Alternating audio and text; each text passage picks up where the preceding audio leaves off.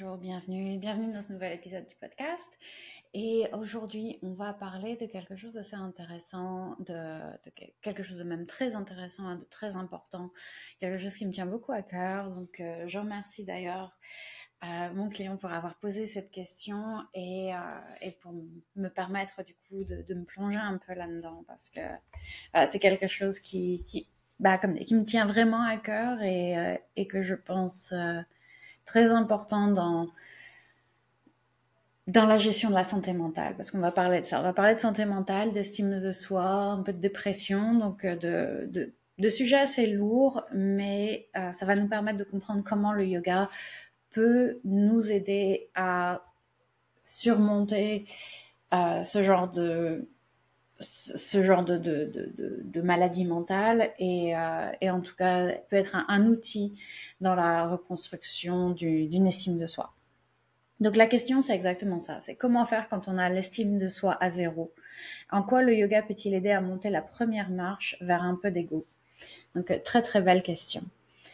Alors déjà, j'ai envie de dire que le fait de se décider à faire du yoga, je trouve que c'est déjà gravir cette première marche.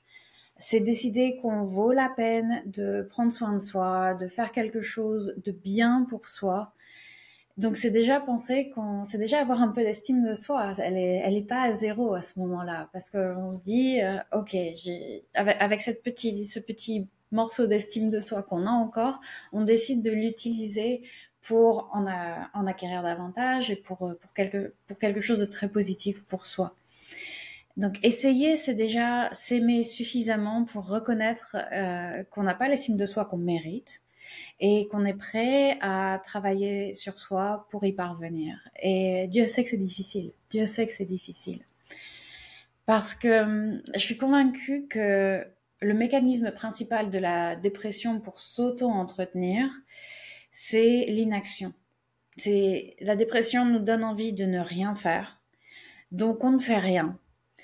On s'en veut de ne rien faire, on sait que ça nous fait pas du bien, on sait que c'est pas ce qu'on devrait faire et on voit les autres vivre leur vie de façon apparemment insouciante et faire plein de choses et on se dit qu'on aimerait bien être comme ça mais on l'est pas, on n'arrive pas.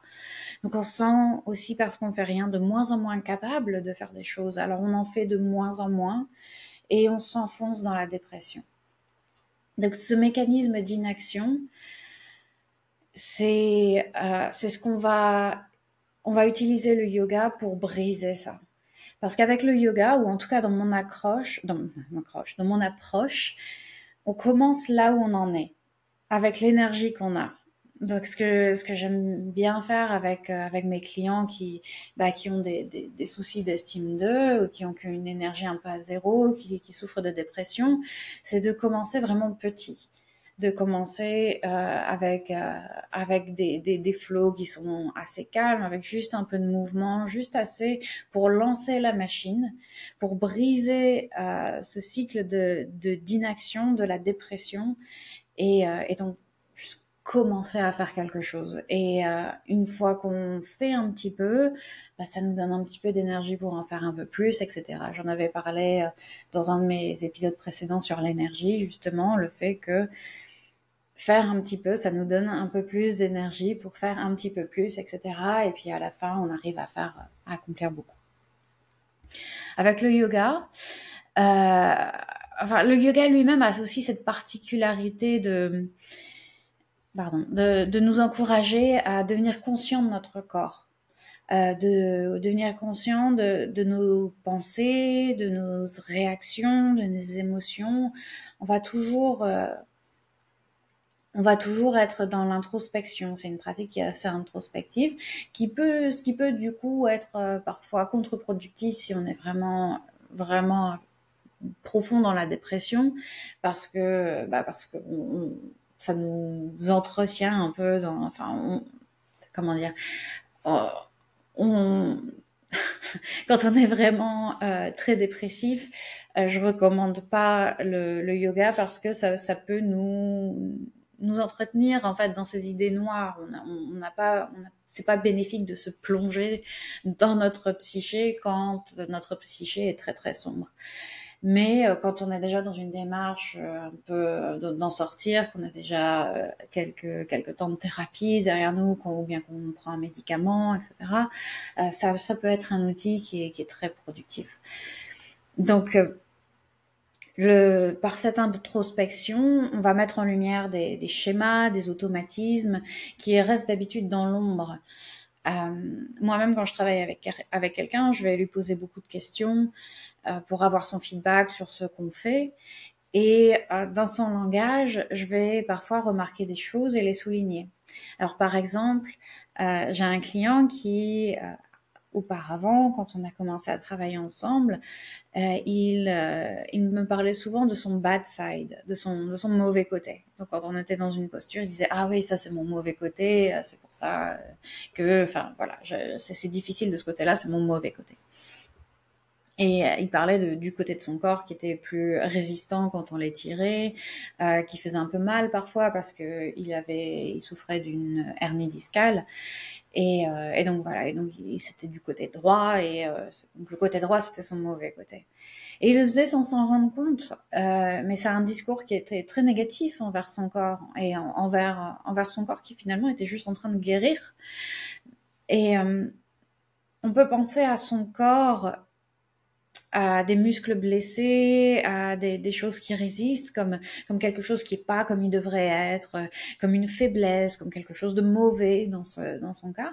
Ou bien on peut y penser comme une partie de soi qui guérit, une partie de soi qui a besoin d'attention, qui a besoin d'être traitée avec douceur, etc. Donc c'est valable pour des aspects complètement physiques, mais aussi pour des aspects plus psychologiques. Si on voit notre anxiété ou nos pensées qui sont pas forcément comme on aimerait qu'elles soient, comme quelque chose qui doit être changé, qui doit être voilà, dont il faut se débarrasser. Ça va pas forcément être très productif, très bénéfique pour soi-même. Alors que si on se dit ah bah oui, j'ai ces pensées-là ou j'ai ces réactions-là parce que je suis blessée, parce que mon corps et mon cerveau sont en train de guérir, il faut que je m'approche avec un petit peu plus de douceur, avec un peu plus d'attention, avec plus de compassion. Bah là, on peut faire quelque chose de plus productif, encore une fois.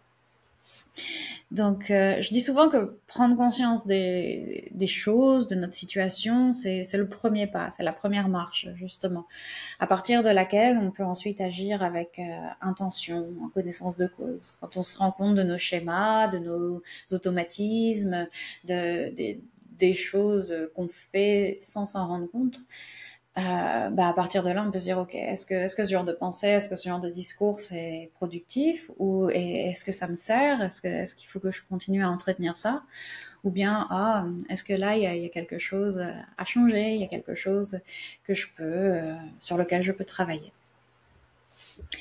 Et puis dans la pratique du yoga, on apprend aussi à accepter tout ce qu'on trouve, sans jugement, sans vouloir le changer, justement, en honorant nos limitations, nos forces, en adaptant la pratique à notre corps et non l'inverse.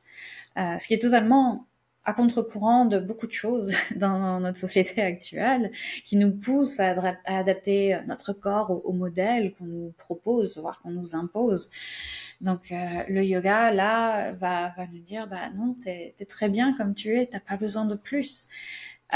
Oui, on peut travailler à te rendre plus mobile, on peut travailler à gérer ta douleur, à apprendre de nouvelles choses qui sont un petit peu fun. On peut s'amuser, on peut explorer. Mais comme tu es là tout de suite, bah, c'est déjà très bien. C'est déjà très très bien. Et oui, effectivement, t'as du mal à toucher tes orteils quand tu te penches vers l'avant. C'est pas grave, on est là pour ça et c'est tes limitations actuelles. Est-ce que ça t'empêche de vivre? Est-ce que ça t'empêche d'apprécier les bonnes choses? Est-ce que ça t'empêche de quoi que ce soit? Non, certainement pas. Donc c'est pas un mauvais côté de toi, c'est pas quelque chose qu'on doit absolument forcer à changer. C'est quelque chose qui est là, qui est super, et tes pensées, pareil, ton anxiété, c'est quelque chose qui t'a servi jusqu'ici, c'est là pour une raison. Maintenant, avec douceur, on va essayer de rendre ton corps plus souple pour qu'il te serve mieux au quotidien. On va essayer de travailler un petit peu sur ton estime de toi, sur tes schémas de pensée pour que ta vie soit plus douce. Mais ça veut pas dire que là, comme t'es maintenant, t'es mauvais. Pas du tout. Voilà. Et en même temps, donc une autre façon dont le yoga peut nous aider dans ce genre de cadre, c'est que le yoga, contrairement aux a priori qu'on peut parfois en avoir, c'est pas facile. C'est pas facile du tout à plein de niveaux, notamment physique. Donc, mon approche est toujours de proposer à mes clients la dose optimale de challenge par rapport à ce que je sais d'eux et par rapport à leur énergie du jour. Donc, je commence déjà toutes mes séances en leur demandant comment ça va, comment tu te sens, tout ça. Et puis après, cette question-là, elle n'est pas innocente. C'est pas juste pour faire du small talk. C'est pour avoir une idée de, ok, avec quoi on travaille aujourd'hui, quel est le niveau d'énergie, parce que j'ai fait un plan avant, bien sûr, pour notre séance, mais est-ce que je revois ce plan un peu à la baisse, dans le sens un peu moins ambitieux, un peu moins challenging, ou bien est-ce que cette personne arrive et me dit, oh, je fais super bien et tout, j'ai trop la forme, vas-y, je suis prête à tout. Et alors là, on va au max du challenge. Et donc, on s'adapte à l'énergie du jour, mais j'essaye toujours de proposer un peu de challenge. C'est-à-dire que je vais leur proposer quelque chose qui va être difficile, mais qui, je sais, ou je devine, en tout cas j'estime, être à leur portée. Donc parfois juste au-delà de leur portée pour donner quelque chose vers lequel on peut travailler, mais pas quelque chose de débile qui est complètement inaccessible. Et c'est exactement pour ça, pour leur donner de la confiance en eux, parce que je leur montre ce qu'on va faire, ils se disent je peux pas faire ça, c'est pas possible. Moi je sais que si. Donc je les encourage à essayer sans pression, voilà, juste pour s'amuser un peu, on teste, on voit jusqu'où on arrive. Ils y arrivent. Et parce qu'ils en ont toujours plus sur le capot que sous le capot d'ailleurs que ce qu'ils croient. Et ça leur donne la preuve, semaine après semaine, à force de séances comme ça, qu'ils ont la capacité à faire des choses difficiles, des choses même peut-être plus difficiles que ce qu'ils pensent. Ils ont réussi quelque chose de difficile, de super challenging, de quelque chose qu'ils pensaient pas pouvoir faire dans ce contexte sécurisé et sécurisant du tapis de yoga, de la séance de yoga, où rien de mal va se passer s'ils y arrivent pas. Et du coup, ça leur donne ce petit boost de confiance qui va ensuite se répercuter dans leur vie de tous les jours. Ils vont peut-être sortir un peu plus de leur zone de confort, ils vont peut-être tenter des choses qu'ils n'auraient pas tentées normalement, etc. Et donc, petit à petit, on bâtit un petit peu cette confiance en soi, cette estime de soi, en se disant, bah ouais, je suis capable de faire des choses difficiles, j'en ai eu la preuve. Et avoir la preuve, c'est tellement important parce que on peut se dire, enfin, on peut entendre d'un psy ou d'un ami ou de quelqu'un, ah mais non, tu peux le faire, tu peux y arriver. Mais là, ils ont la preuve tangible. Ils ont testé quelque chose de difficile, quelque chose qui, notamment si leur estime de soi est à zéro, bah, dans la vie de tous les jours, ils vont se dire, bah non, je vais pas faire ça parce que c'est difficile, parce que clairement, je suis capable de rien. Et là, bah, si, ils le font. Ils sont obligés.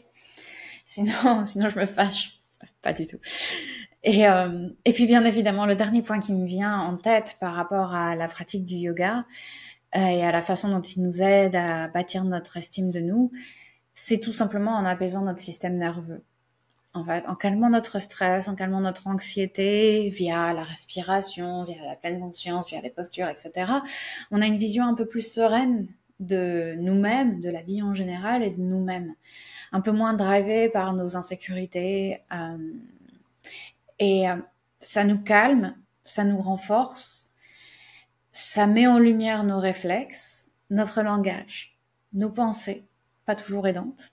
Ça nous prouve qu'on peut faire des choses difficile et ça nous met sur une bonne trajectoire de self-care en général aussi, parce que quand on commence sa journée avec une séance de yoga, on va potentiellement être moins tenté ensuite d'avoir des comportements qui vont à l'encontre de cet élan positif qu'on a créé.